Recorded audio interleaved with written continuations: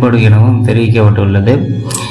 இந்த கிரகணம் மொத்த கால அளவு பார்த்தீங்கன்னாக்கா 4 மணி நேரம் 30 நிமிடம் பார்த்தீங்கன்னாக்கா நிகழ இருக்கு. இந்த கிரகணம் தென் அமெரிக்கா, கிழக்கு ஆசியா, ஆஸ்திரேலியா, ஆப்பிரிக்கா, வட அமெரிக்கா, தென் அமெரிக்கா, சிபிக் பெருங்கடல், பசிபிக் பெருங்கடல், அண்டார்டிக் பெருங்கடல், வட துருவம், தென் துருவம் ஆகிய பகுதிகளில் தெரியும்.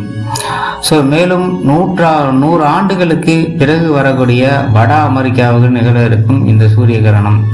இதை அங்கு வாழும் மக்கள் தவறாம பார்த்தீங்கன்னாக்கா டெலஸ்கோப் மூலமாக காத்திருக்கலாம். 100 வருடங்களுக்கு பிறகு அமெரிக்காவில் தெரியப்படும் முதல் சூரிய கிரகணமும் இதான். பார்த்தீங்கன்னா இந்த கிரகணத்தை ரொம்ப ஒரு இதாகவே பார்த்தீங்கன்னாக்கா அமெரிக்கர்கள் கருதுறாங்க. அதே மாதிரி இந்தியாவில் இந்த கிரகம் தென்படுமான்னு கேட்டிங்கன்னா கண்டிப்பாக தென்படாது. அந்த டைமிங்கில் மேக்சிமம் இந்திய டைமிங் பார்த்தீங்கன்னா மேக்சிமம் ஒரு குறிப்பிட்ட நேர அளவுகள் எடுத்து